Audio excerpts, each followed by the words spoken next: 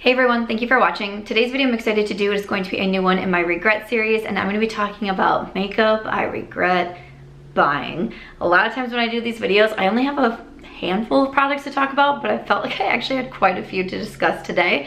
So let's go ahead and get started.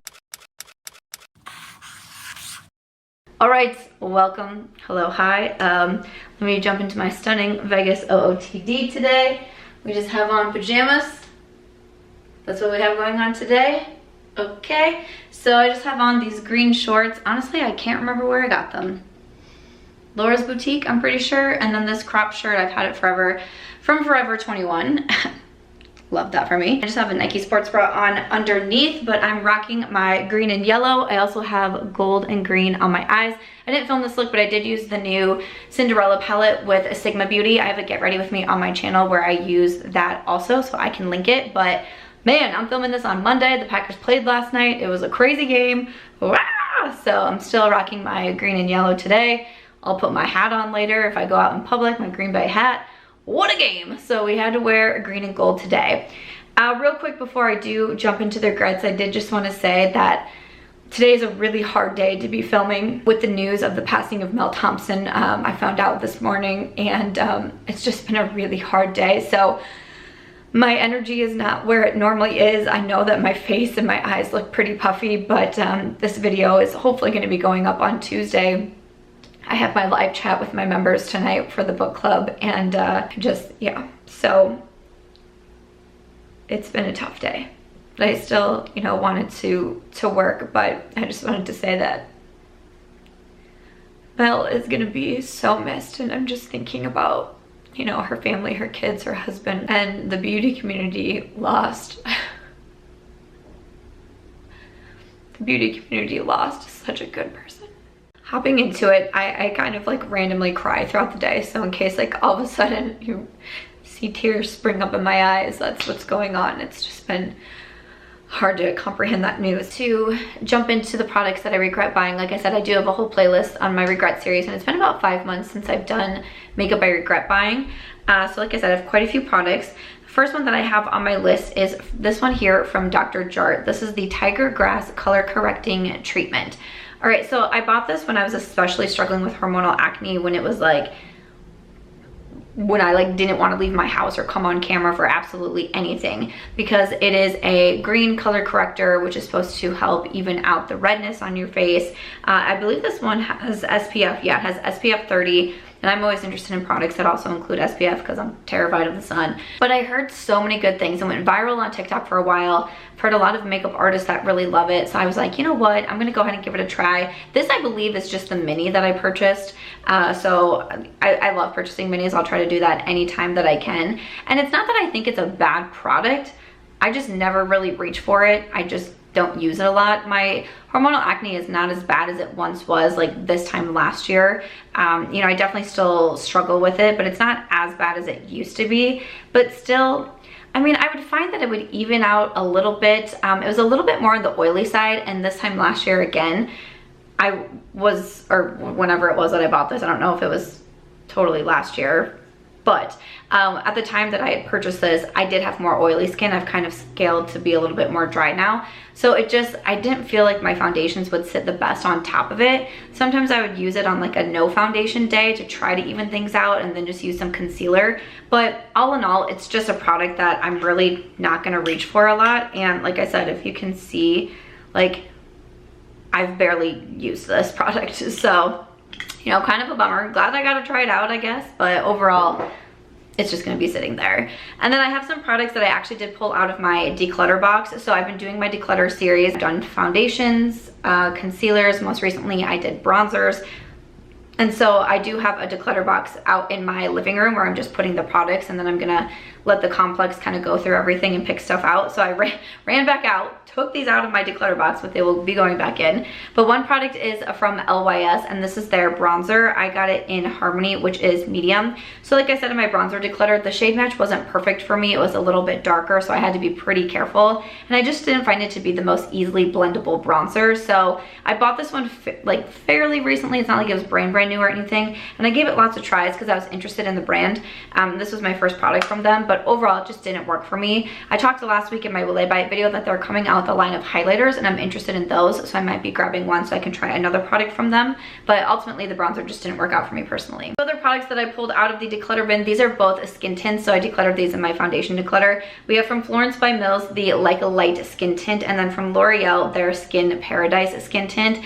I really hated Florence by Mills. Like I really don't feel like I had much good to say about this product. I think maybe if you have more youthful, you know, very problem-free type of skin, potentially this could be a good one for you. But you know, I'm 34 and a half. Like I said, I struggle with hormonal acne. This one, it was so drying on me, and it was interesting because it says it's a really hydrating product. I found it to be so dry. I found I could barely blend it out. It stuck to like different areas of my skin. I was like, no. This one, I did not like at all. The L'Oreal, the shade match was terrible on me. It was very, very orange. I was like, oh, okay, this is a good look. But once again, I just didn't think it did anything flattering for my particular face. And it was one that I tried, you know, like the 3 or 4 times, and I was like, okay, I'm never gonna be wearing this one again. So a lot of it was shade match. You know, it's harder to shade match the drugstore foundations in the store because you can't swatch them, so it is a little bit harder. I had the shade Light 03, and the Florence by Mills I had Light Medium 60. But again, it says water infused tinted moisturizer. I really went on a tear with tinted moisturizers and skin tints, and these two were just like at the lowest of the bunch there, so that was a bummer. But another skin tint that I didn't quite love, and I went back and forth even if I wanted to put, do I regret buying it? But in the end I was like, you know what, I kind of do, because I feel like I'm just kind of forcing myself to use it. But this is from Glowish, and this is the Multi-Dew skin tint, so this is the Huda Beauty brand. I have the shade 05 medium in this one. Once again, the shade match, like I feel like this looks fine. When I actually put it on my skin, it is straight up orange again. And I'm like, okay, not great. It's a few shades too dark for me, and then it does pull more orange. I have found if I mix it, then it'll work out for me, and I actually have it on today. I have it mixed with the Tarte Hydroflex skin tint. I bought those two at the same time, and the Tarte is a little bit too light for me, so if I mix in the Glowish, then it kind of gets it so where things are looking good and I can match my neck and the rest of my body and all of that. But I'm never gonna use this one on its own, and I'm not someone who mixes products all that much. Like I don't know, I really don't. I don't mix foundations very often. It's just not what I do, but I feel like I keep going in to mix this one with, like typically with the Tarte, since it is so light on me, because I'm like, I just feel like I want to use it. But in the end, it's like, do I regret it? Kind of. Could I have decluttered it in my foundation declutter? I went back and forth on this one, and I was like, you know what? It's one of my newer ones. Maybe I'll keep it around, but I'm like, honestly, I don't really feel like I would miss it. This next product is one that I don't wear this type of product a lot, but I bought it shortly after I moved to Vegas, and I was like, I'm gonna be, you know, trying new things, and like my wardrobe is totally different in Iowa, and I'm gonna be by the pool. I definitely need a product like this. So I bought from Patrick Ta, this is the We Love Her Major Glow Highlighting Mist in Pink Pearl. I never use this.